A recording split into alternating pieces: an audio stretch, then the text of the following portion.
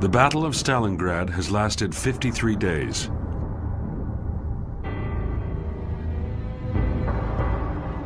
By the city on the Volga River, 240,000 German soldiers are caught in a trap. Their powers are exhausted and rescue is a vain hope. On the 8th of January 1943, the Red Army offers the Germans the opportunity to make an honorable surrender.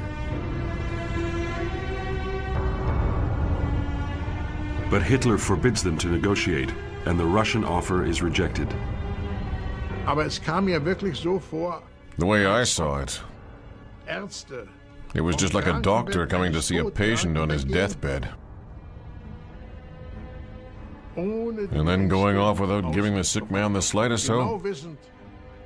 In a nutshell, leaving him to face death. That's what it seemed like to me. 2 days later, the Sixth Army is expecting the final stroke.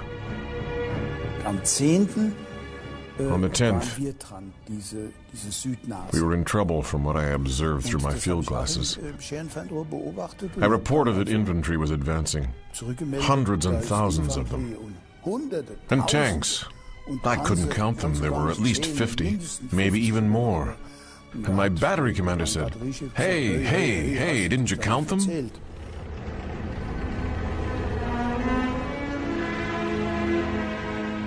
Seven Soviet armies close in on the Stalingrad pocket, and 200,000 men overrun the German positions. The exhausted men can no longer fight back effectively. The Russian armor broke through.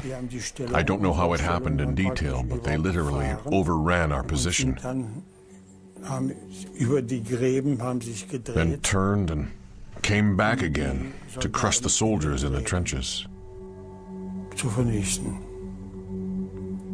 The tanks kept coming at us. We couldn't run very fast in the snow, so they simply ran over the ones who were there, who couldn't get away.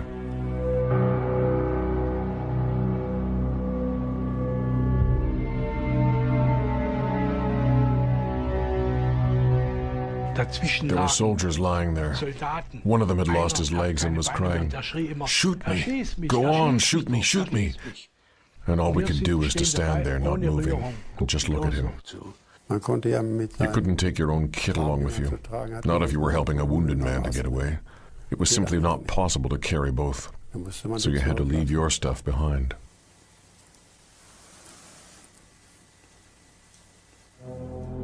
The Red Army comes rolling in from the west, over the icy steppes. Thousands flee to the riverbank and the ruins of the fallen city. The Germans call their diminishing ground the Kessel, the cauldron. What we have been through in the last few days is indescribable.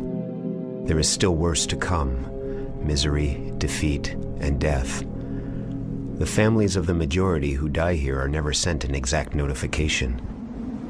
So if you never receive notification, then you should assume that I have either been wounded, taken prisoner, or died of hunger and cold. This is something of a farewell note. I don't know how many more days we can hold out.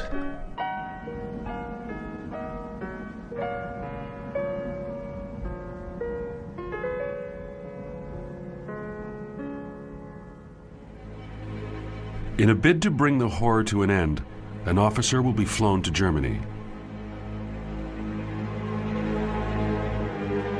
The man chosen is the highly decorated Captain Winrich Beer. And he told me, "Bear, we've decided to send you back to Hitler. We must do something to make him see what's going on here. And that will give us some room to negotiate." Paulus was raising the subject of a surrender, a capitulation, on the grounds that, as he said, it no longer made any sense to keep men there, starving and freezing in the cold.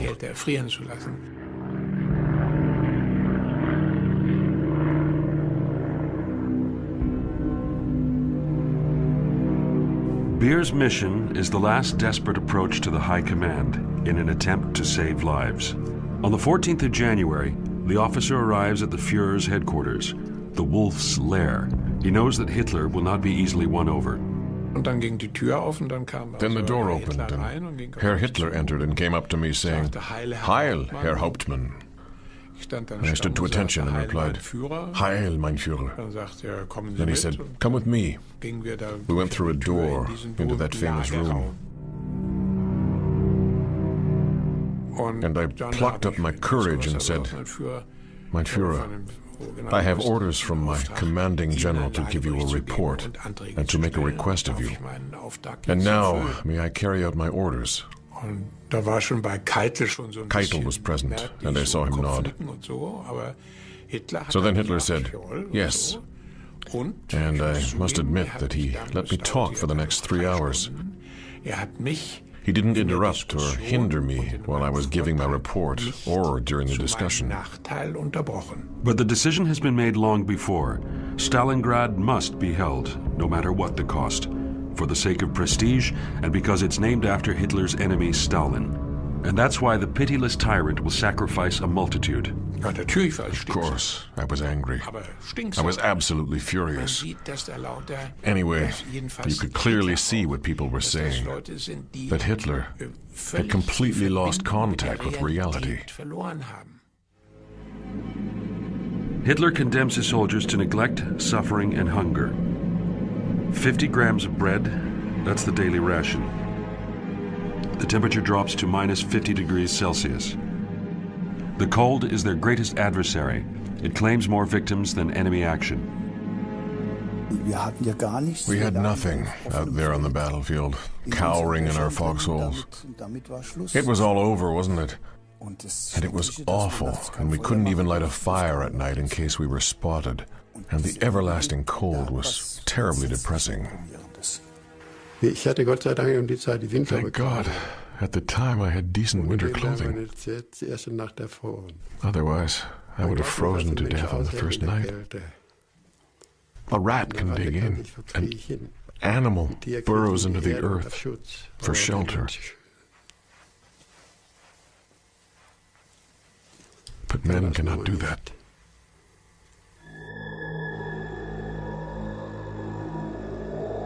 There's nothing more to say, apart from the fact that misery and weakness have combined to break us.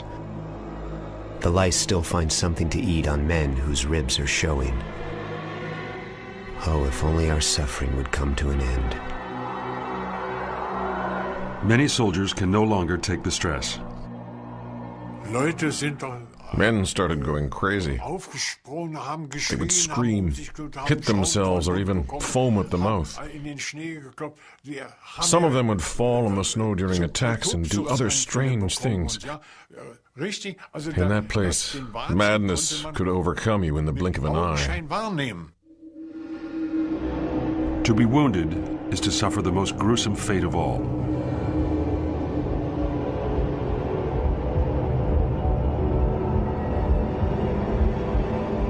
In the cellars of the city lie 40,000 injured men.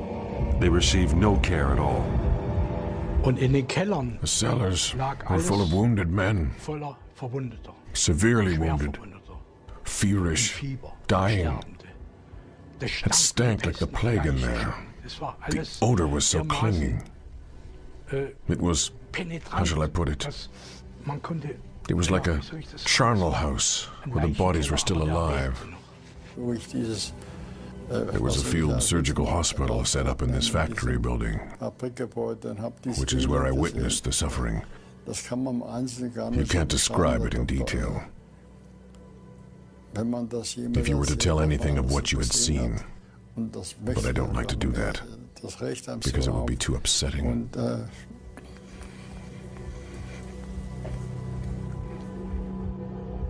In a tiny back room in the cellars lay Cavalry Captain St. Paul. Shrapnel had destroyed his cranium, and the throbbing brain was exposed. Both his thighs were broken, and he was in a highly agitated state, shouting orders which disturbed the other 300 patients. They were more or less calmly waiting for their lives to end. Not one of the 300 had the slightest prospect of staying alive. It's not only the Germans who are suffering. This January, in the ruins of the city, there are still thousands of civilians in a daily battle for survival.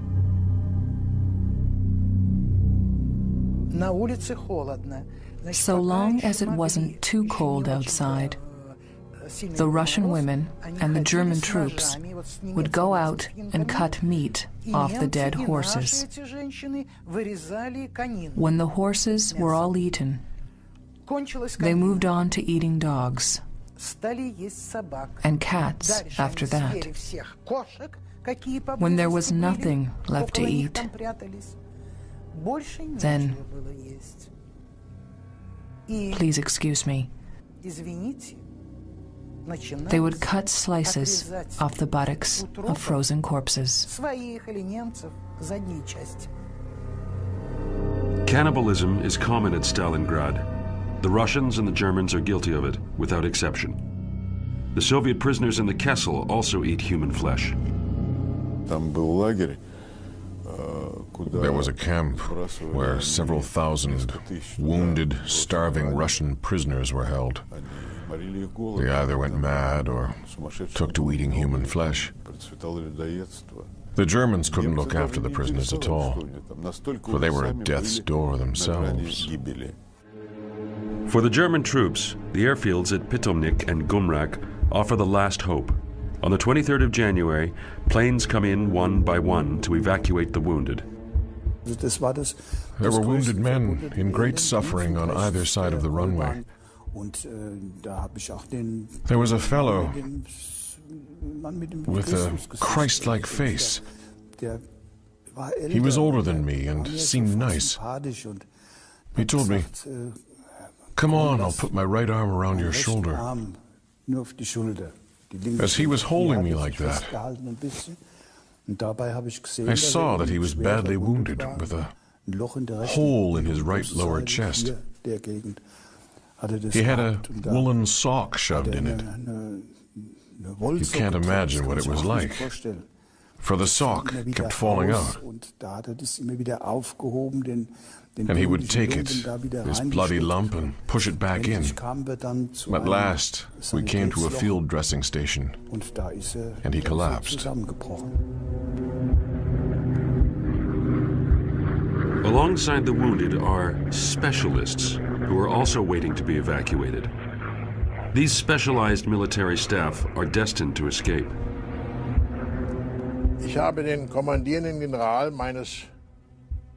The commanding general of my Panzer Corps was ordered out of the Kessel by the Führer on the 18th of January. On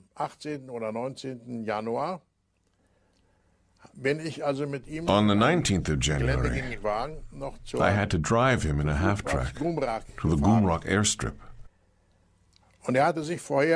where he took his leave of us.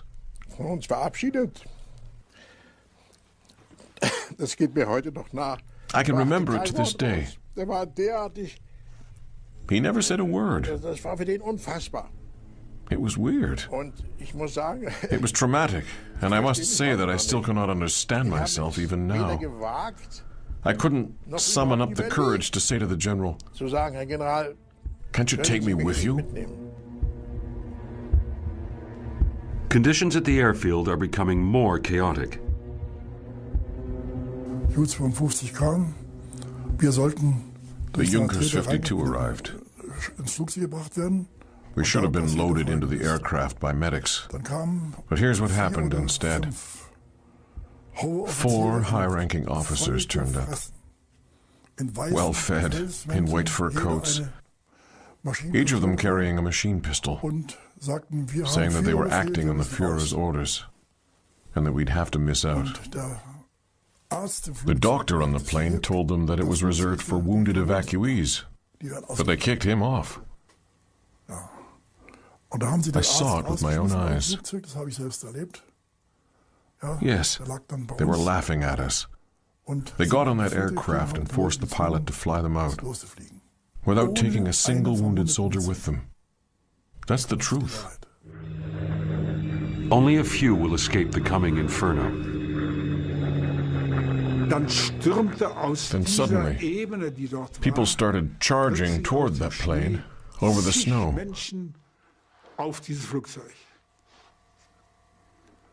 Wounded, non-wounded, and what have you. The brutality was unsurpassed.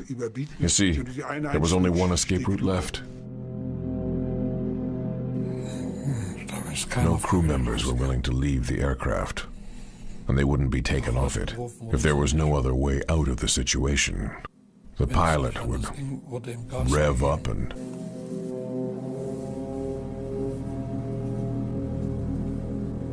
taxied the plane away.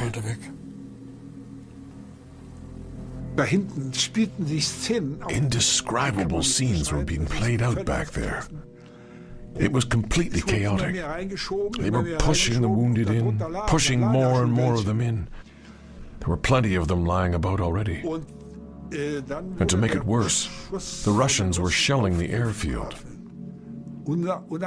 Pilot said, "I've got to get going." He taxied down the runway, but the aircraft wouldn't leave the ground. There were soldiers hanging on all over the plane, right and left, especially on the undercarriage, those who could manage to cling. There was nothing for it but to make the plane swerve from side to side until they were all shaken off. They had to start again, and that was the most terrible moment. I can never forget the noise the starter motors were making. Boom, boom, boom, until the engines caught and ran smoothly so the plane could take off. That's when I passed out.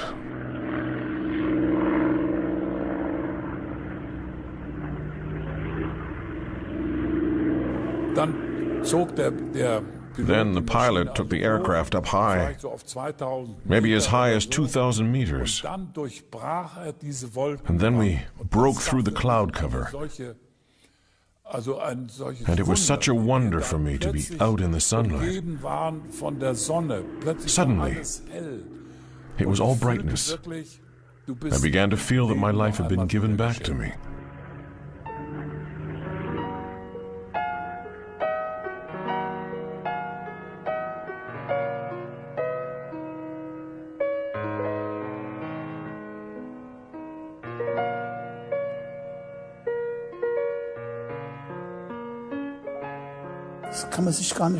You can hardly imagine what it was like.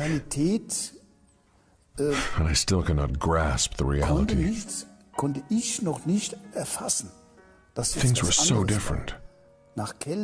After cold and hunger and misery, bullets and shells, and the screams of wounded men, suddenly, there you are in a nice warm bed, with food to eat. And when a nurse first came to feed me my soup from a tin bowl, I cried without any embarrassment.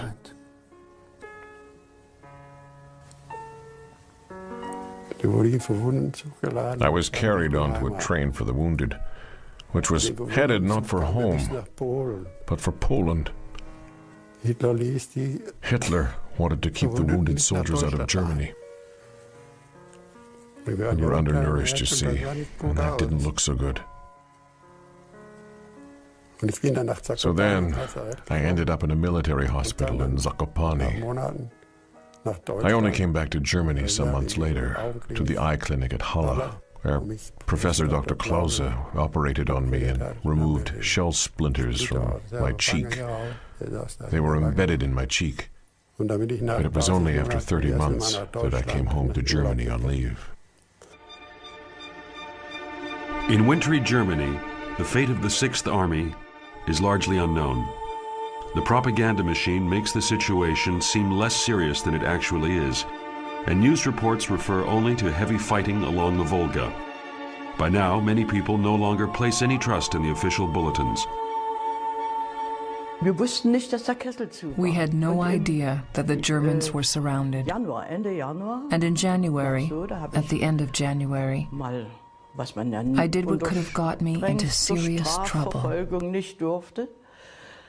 I tuned into the BBC from England. I heard do-do-do-do, do-do-do-do, the notes from Beethoven's Fifth. I heard them saying, "This is England, this is England. The Sixth Army in Stalingrad has been left to its fate." It was terrible. I sank onto a chair and thought to myself, I can't understand it. You know, who can grasp a thing like that? It was so shattering. I love you so much that I cannot forbid you to find another man, since you are much too young to spend the rest of your life alone. With all my heart, I hope that you'll be able to find another man to bring you luck and happiness, just as I tried to do. In my final moments, I am grateful as I think back to the day I first got to know you. That farewell letter from Stalingrad will never reach the woman who was waiting for it. Angst. There was a fear, a general fear that everyone had, including me.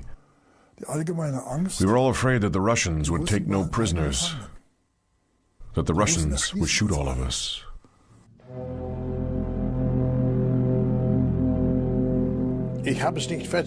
I couldn't bring myself to commit suicide. I said to myself, I'm far too young for that sort of thing at 22. Yes, you have to say that it would have been a crime to kill yourself. And the lieutenant of the first section ordered us to save the last bullet for ourselves.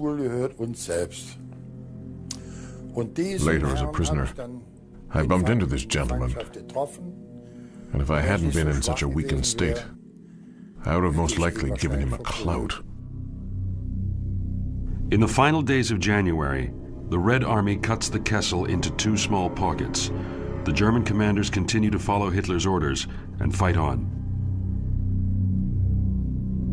I didn't see them as fascists, but I took a certain pleasure in their plight. Serves you right, I thought. That's how we felt at the time.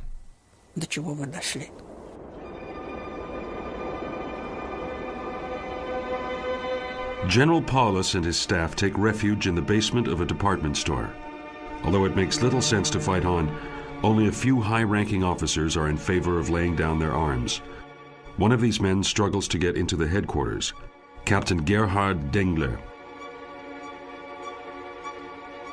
First of all, I nearly passed out from the reek of cigar smoke, brandy, and cooked meat.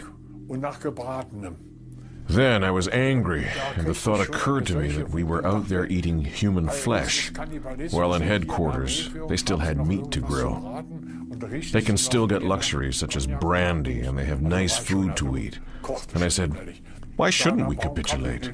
Paulus answered me. He said, you've got it easy, Captain. All you have to do is look for the enemy and the whites of their eyes. But here in the 6th Army headquarters, I've got to make highly strategic decisions. I didn't understand him at all.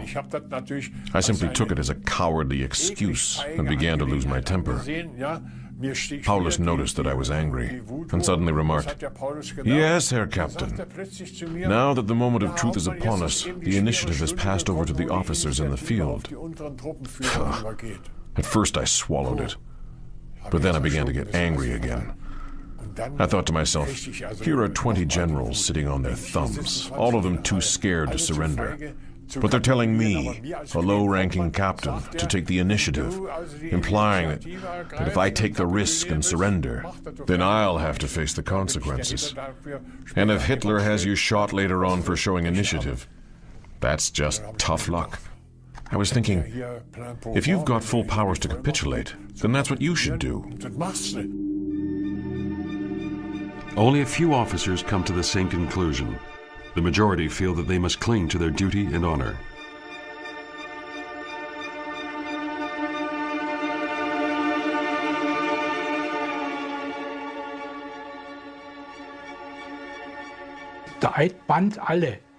Honor is a bond. And anyone who betrays his honor is a traitor to the fatherland, who would be condemned to death in absentia. And that includes officers and generals. Yes, it was important to the officers. With Paulus, for example, his glory as a general and his respect in the eyes of the German people would have been destroyed if he had surrendered. But the ordinary soldier said, "To hell with their honor." It is the 30th of January, the 10th anniversary of the Nazi regime. In a broadcast speech, Hermann Göring describes defeat in terms of heroism. And in the end, although this may sound harsh, it matters little whether soldiers fall and die in Stalingrad, in the North African desert, or icy Norway. If they achieve greatness by offering themselves as a sacrifice, it is so that their people may live. The soldiers in Stalingrad are listening to their own funeral oration. And that's when I lost my temper completely. And not just for myself. It was for all of us. According to what he said, all of us were dead, as if the last officer had been blown to smithereens with all his men. But there were still many thousands of us when he told that infamous lie to all our wives and children. The 2nd of February, and the battle is over, as 100,000 men lay down their arms. Paulus is among them. Just before the end, Hitler promotes him to the rank of field marshal, an unmistakable hint that he should take his own life. But Paulus, who was once a warrior and a leader, is now a spineless weakling. No German field marshal has ever been taken alive by the enemy, until now. His defeated troops are held in the pocket for 2.5 months.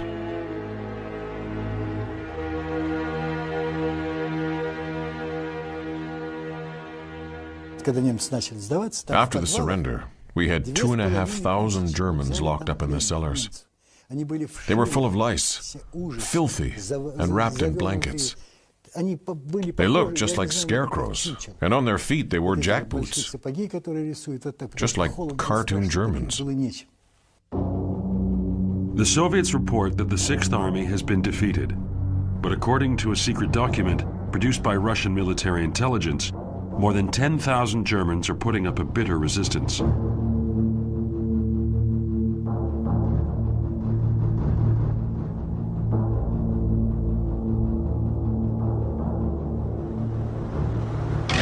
They fear captivity and hide in the sewers of the ruined city.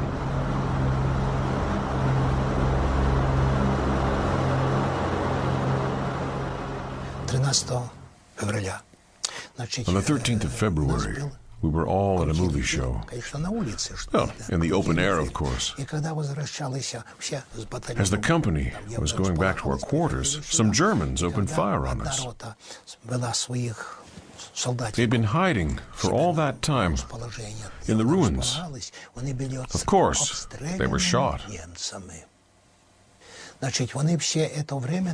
I'm not too sure about this, but I think 2 or 3 of them were wounded, and the rest killed. We also had casualties. A pity, for this was just 2 weeks after the surrender. 2,418 soldiers and officers were killed. 8,646 were taken prisoner, according to reports.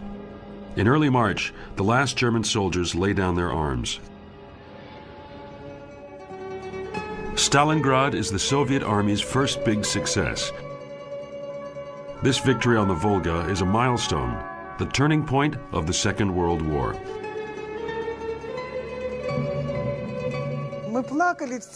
We all cried. We shouted hooray and fired in the air. We had a big fireworks display. At all possible opportunities, we blazed away with our revolvers and machine pistols. We all shouted hooray and kissed each other and shed tears of joy.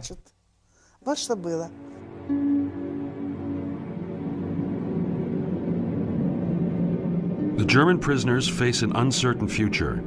For these exhausted men, the march into captivity becomes a torture.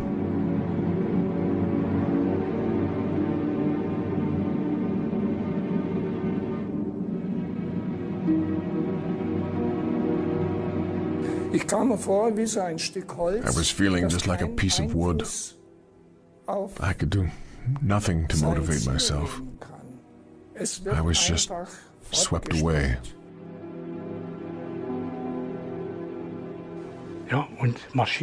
Yes, we marched on over the body parts of soldiers who had been crushed by the tanks. They were scattered over the trenches, frozen solid in the blood-stained snow. The picture is still vivid in my mind's eye. Still there. We marched over snow and ice, past the bodies, scattered right and left. Those who couldn't keep up and had been shot. And in the evening, I was so worn out that I just stayed there, sitting by the side of the road. I was hoping that our Red Army escorts would put me out of my misery with a bullet. 2 soldiers from my unit came along. They obviously liked me, for they grabbed me, one on the left and one on the right, got me marching again and caught up with the others. They explained to me how they were going to cope with captivity. They wanted to work and that they were determined to do whatever it took, under any circumstances, to get back home. And I realized I wanted that too. Many men do not survive the march. At least 20,000 die along the way. But the Germans' great fear that they will be executed proves groundless. And there in front of us stands a high-ranking officer, smoking a looted cigar, a big, lovely cigar, puffing it so that the smoke rings rise in the air. And then our little fellow from Berlin chirps up and says, "Hey, that looks good. How about a puff then?" And he sticks his hand out to the officer. But the officer just frowns like that, and suddenly grins and hands over the lit cigar. And that incident gave me hope that maybe we would actually be treated properly. It wasn't at all as if we'd surrendered to people full of hate who wanted to destroy us. Nonetheless, the death rate is high. There are so many German prisoners that the Red Army is stretched to the limit of its resources. We miscalculated badly. The Soviet command and the planning unit were completely mistaken. We thought that there were about 80,000 German prisoners in Stalingrad, but there were more than 3 times as many. The first mercy that was shown us was when the army command forced the soldiers to give half of their bread ration to the prisoners. That left them with hardly any supplies. The army's connections with Russia were broken. All the roads and railways had been bombed. They were also having great difficulty in looking after their own people. Hunger tests the soldiers to the limit.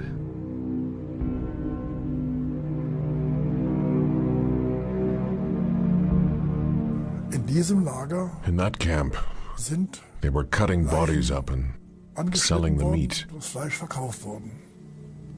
Of course, we had no idea it was human flesh, but we ate it nonetheless.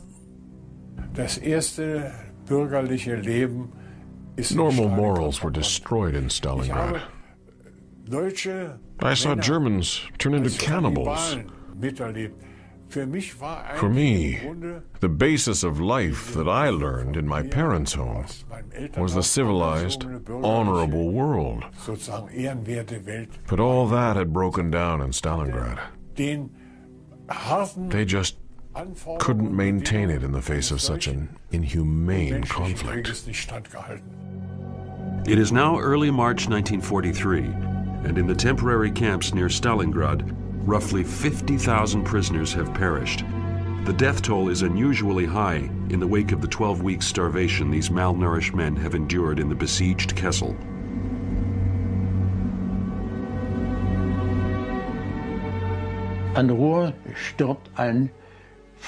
Even a well-nourished man would have died there. Typhus killed many, and diphtheria. They didn't have to be weak and starving. But those who were weak and starving had no resistance at all.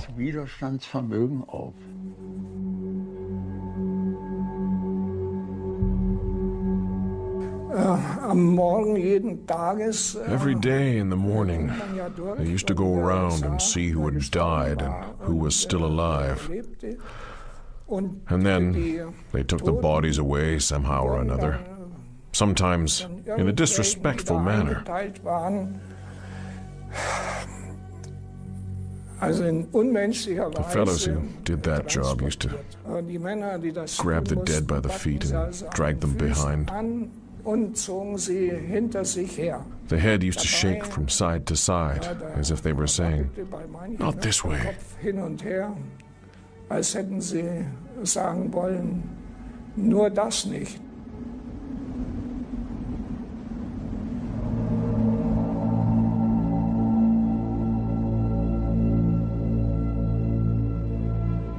It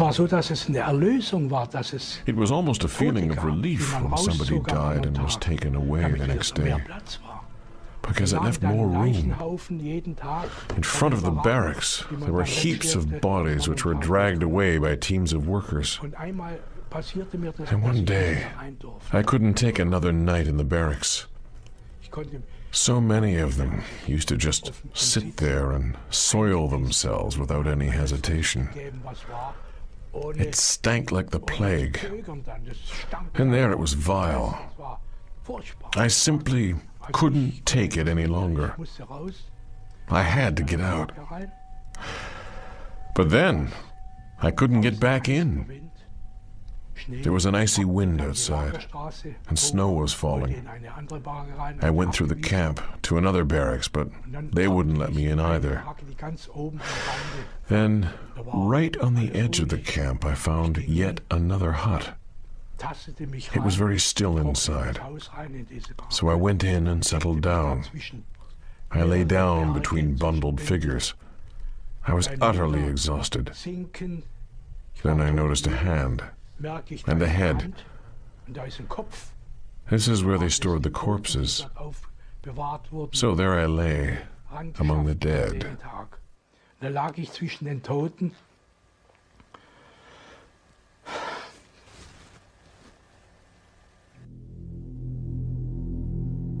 Death rules the prisoner of war camps.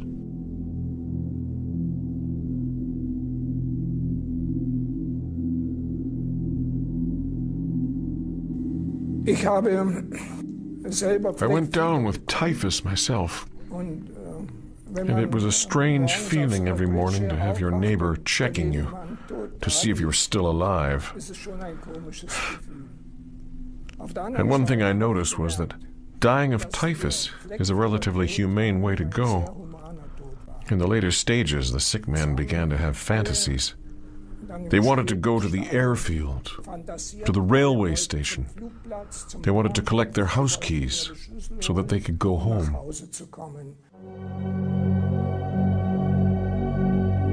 The Soviet doctors didn't give up. They helped their enemy to the best of their ability. During the epidemic, we had a Jewish doctor, a lady, who treated us with great humanity. She came from Stalingrad.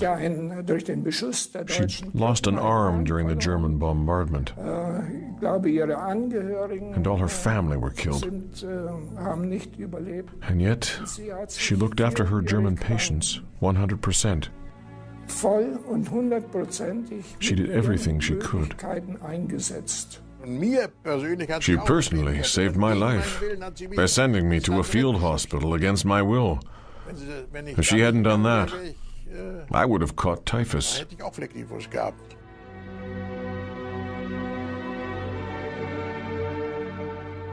The medical staff tried really hard. Our chief medical officer used to say, "We are dealing with human beings. At this moment there are no fascists, only sick men." Only 33,000 men survived the prison camp. They are taken away in goods trains to perform forced labor. Traveling in unheated wagons, they are only fed every third day. Nearly half of them die, on a journey which crosses the entire Soviet Union. 18,000 prisoners are sent to camps in the Ural Mountains, Siberia, and Kazakhstan, where they were put to work mining coal and uranium. Some of them are tried as war criminals and sentenced to 25 years hard labor. In these remote regions, temperatures of 60 degrees Celsius below zero are common.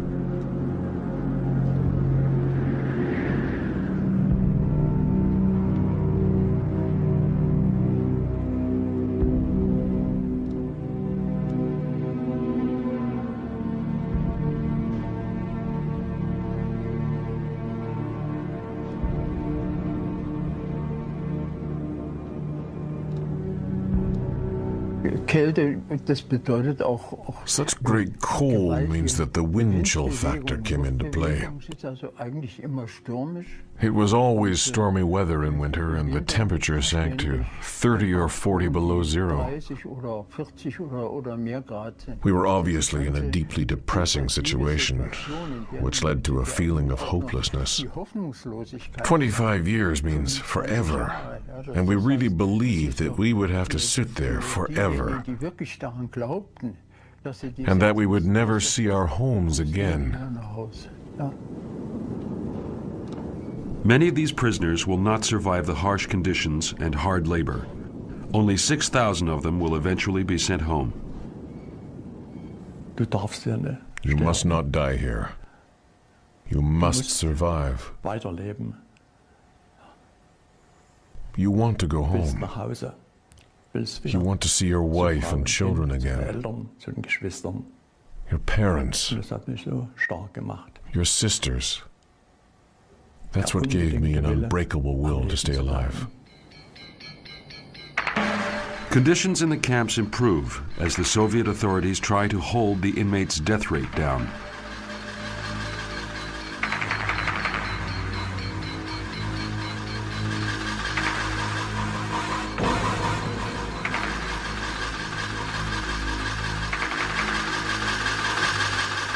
In the end, we were fed very well. We began to improve. We got stronger and made good recovery. We also heard there was to be a camp library. It was full of books, all right. So we could educate ourselves in the library they gave us. Of course, there were political books too. Marx, Engels, Das Kapital, and all the writings of Stalin and Lenin too. We learned all their theories from the books. At the same time, they're trying to enlist German soldiers in the struggle against Hitler. There is a national committee and a league of anti-Nazi officers who disseminate propaganda against the Third Reich. These men are looked on as traitors by their comrades in arms.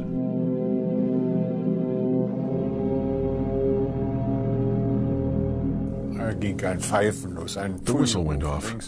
It didn't last very long, but my own comrades turned against me. They even spat on me. In the barracks room, where we slept in 4 beds with metal frames, they shifted mine out into the middle of the room. I was sent to Coventry in splendid isolation. I was totally boycotted and cut off from human contact. And I must say that to lose the support of your comrades in prison is a severe punishment. Those siding with the Soviets will be resented forever. By May 1945, most of the prisoners are aware that Germany has been defeated. Late one evening, we were all still up, and it was announced that the war was over. And they started telling us, "Skoro budi domoi." That means, "You're going home soon." Skoro budi domoi. And we asked when this would be, And we're told, when Russia has been rebuilt, then you can go home. It could take another 10 years.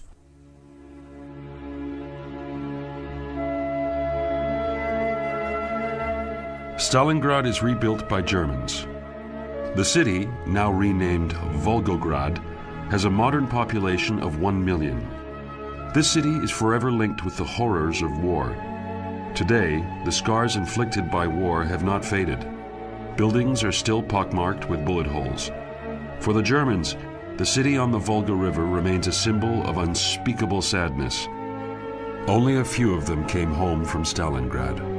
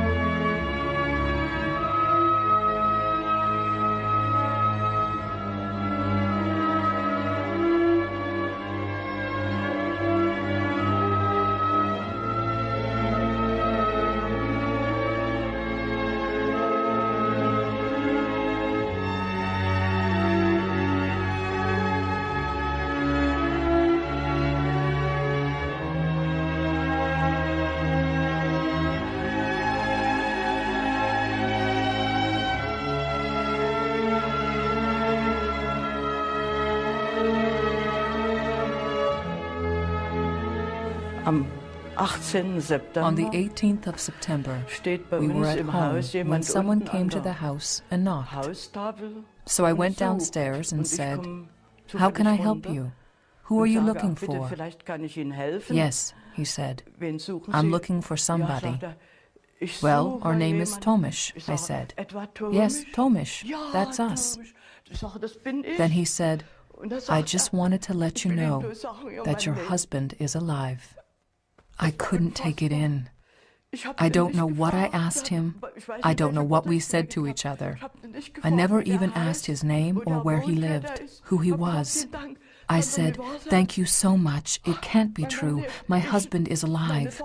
I held my daughter in my arms and went racing round to tell the family, "Can you believe it? Can you believe it? Helmut is alive." It was indescribable. The prisoners' families placed their hopes on Konrad Adenauer, the first German state chancellor. He goes to Moscow and appeals for the release of the captive soldiers, successfully. But even as the troop trains roll back to the fatherland, old scores are settled with so-called traitors.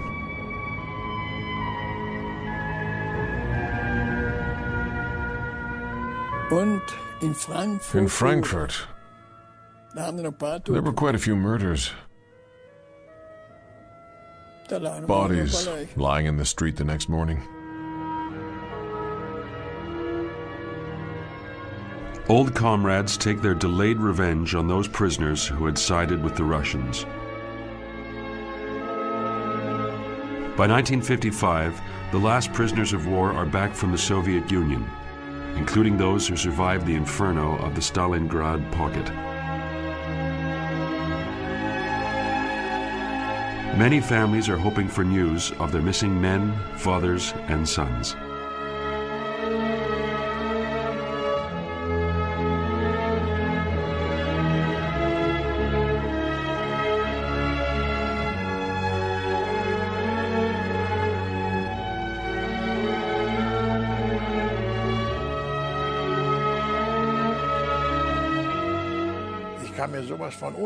I felt so powerless. I sympathized, but what was I supposed to do when people kept asking me, "Do you know this man? Do you know this man?" And if you're a sensitive type, that sort of thing can really get to you.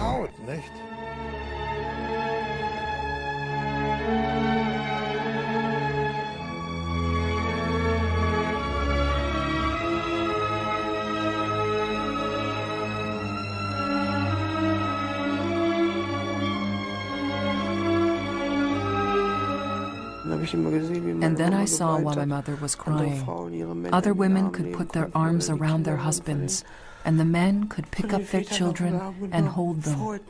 There was such joy and embraces, but we had to go away feeling empty. Stalingrad was a death sentence, for me as well as for him. I was dead too. I was dead. I was dead, and I had to go on living for the sake of the child. Our child needed me.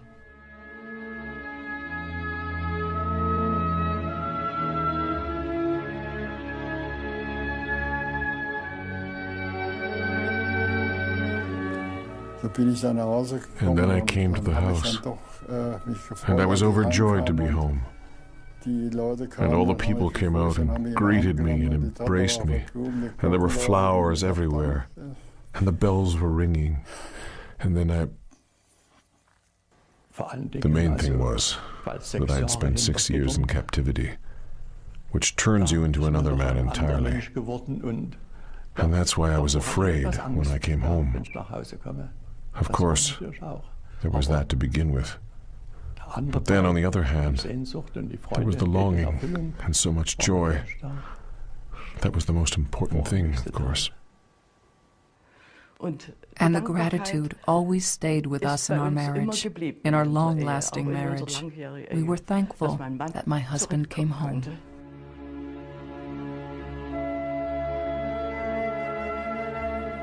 More than 250,000 men did not return. Their bones still lie at Stalingrad, mingled with the remains of 500,000 Red Army soldiers. Today, many remain unburied on the greatest battlefield of the Second World War.